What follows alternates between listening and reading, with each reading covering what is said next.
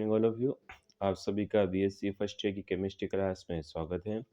पिछले लेक्चर्स में अपन ने हाइड्रोजन बॉन्डिंग के बारे में पढ़ा था, जो कि एक वीक इंट्रैक्शंस होता है। ये केमिकल बॉन्ड से तो वीक होता है, लेकिन वाटर वाल बॉन्ड से स्ट्रॉन्ग होता है। तो हाइड्रोजन बॉन्डिंग में देखा था कि किसी अणु के विद्युत ऋणी परमाणु के साथ जुड़े हाइड्रोजन परमाणु और उसी अणु अथवा किसी अन्य अणु के प्रबल विद्युत ऋणी परमाणु के मध्य आकर्षण बल जो उत्पन्न होता है उसे अपन हाइड्रोजन बॉन्ड कहते हैं। ठीक है, जिसमें अपन ने एक एग्जाम्पल लेके भी देखा था, जिसमें अपन ने एच ए को माना था कि एच है जो कि पार्शियली पॉजिटिव चार्ज है और ए माइनस है जो कि नेगेटिव चार्ज था। उसके पश्चात अपन ने नेचर ऑफ हाइड्रोजन बॉन्ड की बात की थी कि हाइड्रोजन बॉन्ड को अपन रासायनिक बॉन्ड या केमिकल बॉन्ड नहीं कह सकते, बिकॉज ये हाइड्रोजन तथा उसी प्रकार के दूसरे अणु के जो इलेक्ट्रोनेगेटिव एटम होता है उसके मध्य तथा अन्य प्रकार के जो इलेक्ट्रोनेगेटिव एटम्स होते हैं उसके बीच में एक स्थिर विद्युताकर्षण बल होता है। ठीक है, हाइड्रोजन परमाणु अधिक विद्युत ऋणी तत्व की ओर थोड़ा खिसक जाता है, जिसके कारण ये जो बॉन्ड है वो डेवलप होता है। उसके साथ अपन ने देखा था कि हाइड्रोजन बंध बनाने वाले अणु में विद्युत ऋणी परमाणु की विद्युत ऋणता जितनी ज़्यादा होगी उनमें हाइड्रोजन बंध उतना ही प्रबल बनेगा तथा स्ट्रॉन्ग होगा। ठीक है, मतलब जिसके जिसके बीच में हाइड्रोजन बॉन्डिंग हो रही है, ठीक है, उन उन अणुओं के में जिसकी विद्युत अगर ज़्यादा है, विद्युत ऋणता ज़्यादा होगी, ठीक है, तो हाइड्रोजन बॉन्ड भी उतना ही प्रबल बनेगा। जिसमें अपन ने एफ ओ और एन, फ्लोरीन, ऑक्सीजन और नाइट्रोजन की बात की थी। जिसमें जो फ्लोरीन है उसके विद्युत ऋणता सबसे ज़्यादा होती है, 4 होती हैं, तो जो हाइड्रोजन बॉन्डिंग होगी वो फ्लोरीन सबसे स्ट्रॉन्ग बॉन्ड बनाएगा। उसके पश्चात अपन ने टाइप्स ऑफ हाइड्रोजन बॉन्ड की बात की थी, जिसमें अपन ने दो तरीके के बॉन्ड्स देखे थे। एक तो था इंटरमोलिकुलर हाइड्रोजन बॉन्ड और दूसरा था इंट्रामोलिकुलर हाइड्रोजन बॉन्ड। ठीक है, इंटरमोलिकुलर हाइड्रोजन बॉन्ड को अपन अंतराणु हाइड्रोजन बॉन्ड या संगुणन एसोसिएशन भी कहते हैं, क्योंकि ये एक ही मॉलिक्यूल के अंदर होता है, मतलब समान मॉलिक्यूल के अंदर होता है। ठीक है, अब हमारा आज का टॉपिक है H2O तथा H2O की भौतिक अवस्था। हाइड्रोजन बॉन्डिंग के बेसिस पे अपन इसकी फिजिकल स्टेट की बात करते हैं। ठीक है, कई बार पूछा जाता है कि H2O तो लिक्विड है जबकि H2O सॉलिड, वाई? ठीक है, तो इसका रीजन ये है कि कमरे के ताप पर जल द्रव अवस्था में पाया जाता है, जबकि H2S है वो किसमें, गैसीय अवस्था में पाया जाता है। इसी कारण इसका कारण है कौन सा, अंतरा आणविक हाइड्रोजन बंध, इंट्रामोलिकुलर हाइड्रोजन बॉन्डिंग इसका रीजन है। क्योंकि ऑक्सीजन की विद्युतीयता क्या होती है, सल्फर से अधिक होती है, अतः H2O में प्रबल अंतरा आणविक हाइड्रोजन बंध पाया जाता है। ठीक है, फलतः H2O अणुओं का संगुणन हो जाएगा। इस कारण जल के अणु पास आने से इसका क्या हो जाता है, पॉलीमराइजेशंस होगा, जिससे वे एक अच्छा क्लस्टर के रूप में रहेंगे। इसको हम H2O का होल N से प्रदर्शित करते हैं। ठीक है, यही कारण है कि सामान्य परिस्थितियों में तो जल द्रव अवस्था में रहेगा, जबकि H2S है वो S की विद्युत ऋणता कम होने से हाइड्रोजन बॉन्डिंग नहीं करेगा और दूर दूर रहेंगे। इसलिए H2S है वो सामान्य परिस्थितियों में गैसीय अवस्था में पाया जाता है। ठीक है, कई बार छोटे क्वेश्चंस के अंदर या फिर बड़े क्वेश्चंस में भी पूछ सकते हैं कि H2O तो द्रव अवस्था में है जबकि H2S है वो गैसीय अवस्था में है। ठीक है, इसका रीज़न ये है कि अपन अगर इलेक्ट्रोनेगेटिविटी की बात करें एटम्स की, तो ऑक्सीजन की जो इलेक्ट्रोनेगेटिविटी है वो ज़्यादा है एज़ कम्पेयर टू सल्फर। ठीक है, तो इलेक्ट्रोनेगेटिविटी ज़्यादा होगी तो हाइड्रोजन बॉन्डिंग क्या होगी, स्ट्रॉन्ग होगी। हाइड्रोजन बॉन्डिंग स्ट्रॉन्ग होगी तो H2O के जितने भी मॉलिक्यूल हैं वापस में पास पास आकर ये गुच्छे के रूप में जुड़ जाएंगे। और आपको अगर अपन सॉलिड, लिक्विड और गैस तीन की अगर प्रॉपर्टीज देखें, ठीक है, तो सॉलिड के अंदर जब अपन अणुओं की कंपोजिशन देखते हैं तो सबसे ज़्यादा पास पास होती है। उसके पश्चात द्रव के अंदर देखें तो थोड़ी दूर दूर होती है, और गैस के अंदर जो अणुओं की जो संख्या है, मतलब अणुओं का जो कंपोजिशन है वो थोड़ा बहुत ज़्यादा दूर दूर होती है। ठीक है, तो H2O के अंदर हाइड्रोजन बॉन्डिंग होने के कारण इसके अणु इतने पास-पास आ जाते हैं कि ये लिक्विड स्टेट को एब्ज़ॉर्ब धारण कर लेते हैं, ठीक है? इस वजह से जो H2O है, वो क्लस्टर के रूप में उसके मॉलिक्यूल्स प्रेज़ेंट होने के कारण ये लिक्विड अवस्था ग्रहण कर लेता है। जबकि H2S की बात करें, तो सल्फ़र की जो इलेक्ट्रोनेगेटिविटी होती है, वो इतनी ज़्यादा नहीं होती कि वो स्ट्रॉन्ग हाइड्रोजन बॉन्ड बना सके या हाइड्रोजन बॉन्डिंग कर सके।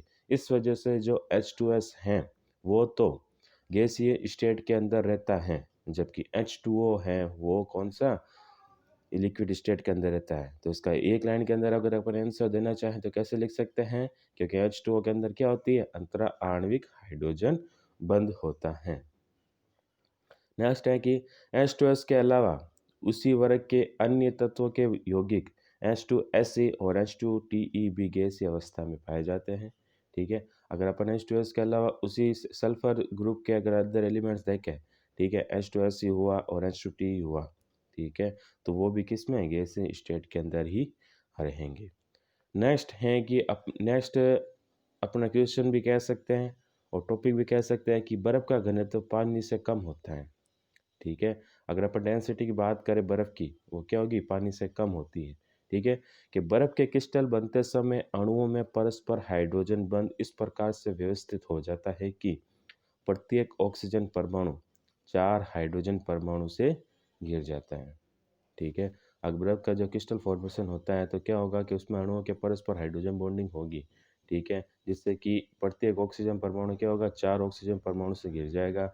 ऑक्सीजन परमाणु 2 हाइड्रोजन परमाणु के साथ तो क्या करेगा? हाइड्रोजन बॉन्डिंग करेगा, ठीक है? ये बर्फ़ का क्रिस्टल है, उसके अंदर जो ऑक्सीजन एटम होगा वो 4 हाइड्रोजन एटम से घिर जाएगा। 4 में से 2 हाइड्रोजन के साथ तो क्या करेगा? हाइड्रोजन बॉन्डिंग करेगा और बाकी जो 2 हाइड्रोजन परमाणु हैं उसके साथ क्या करेगा? सहसंयोजक बंध बनाता है। इस प्रकार H2O का प्रत्येक अणु क्या टेट्राहाइड्रल रूप से H2O के 4 अन्य अणुओं द्वारा घिर जाता है, ठीक है? फलस्वरूप एक खुले पिंजरे ओपन केज जैसी स्ट्रक्चर बन जाती है। इस खुले पिंजरे जैसी संरचना में बहुत अधिक स्थान क्या होते हैं? रिक्त पड़े रहते हैं, जिससे बर्फ़ का आयतन क्या हो जाता है? बढ़ जाता है, जबकि द्रव्यमान तो कांस्टेंट रहता है। मतलब स्ट्रक्चर बढ़ रही है, ठीक है? अगर अपन बर्फ़ के क्रिस्टल की स्ट्रक्चर देखें तो क्या होगा इसके अंदर स्ट्रक्चर के अंदर बहुत सारे ब्लैंक्स होंगे, बहुत ज़्यादा खाली जगह होगी।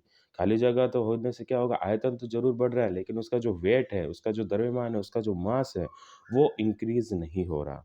इस वजह से क्या होगा जो बर्फ़ का घनत्व है वो क्या हो जाता है? घट जाता है, ठीक है?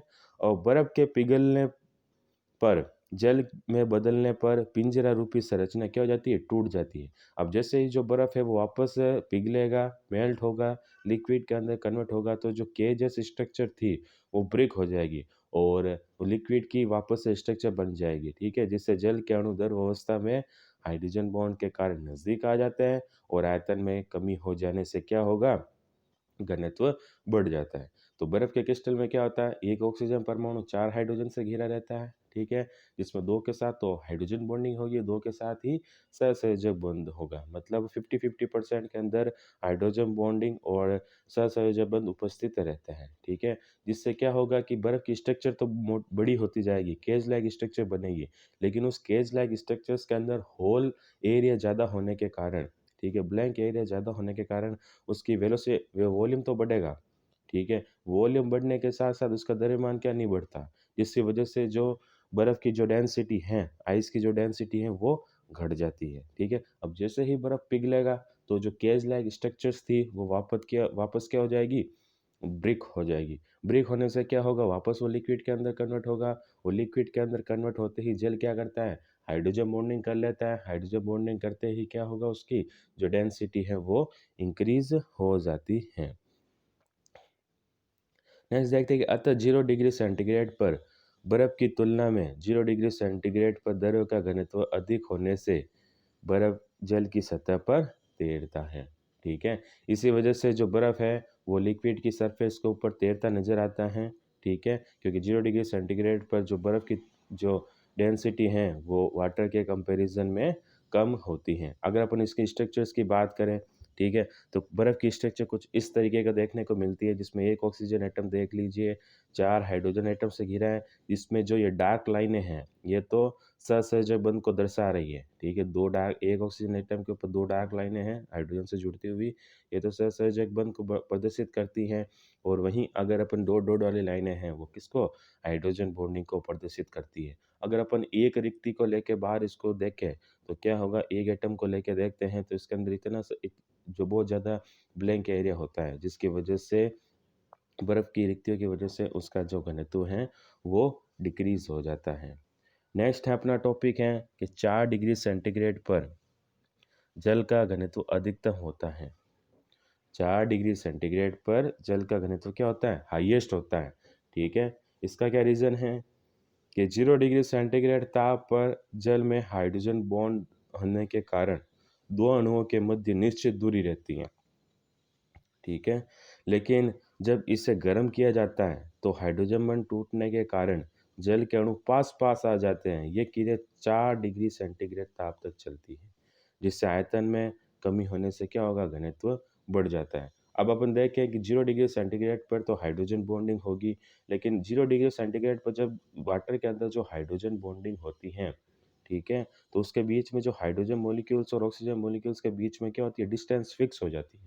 ठीक है, अब जैसे थोड़ी हीट देंगे तो क्या होगा, मोबिलिटी ऑफ आयन इंक्रीज होगी और क्या होगा, जो हाइड्रोजन बॉन्डिंग है वो ब्रेक हो जाएगी।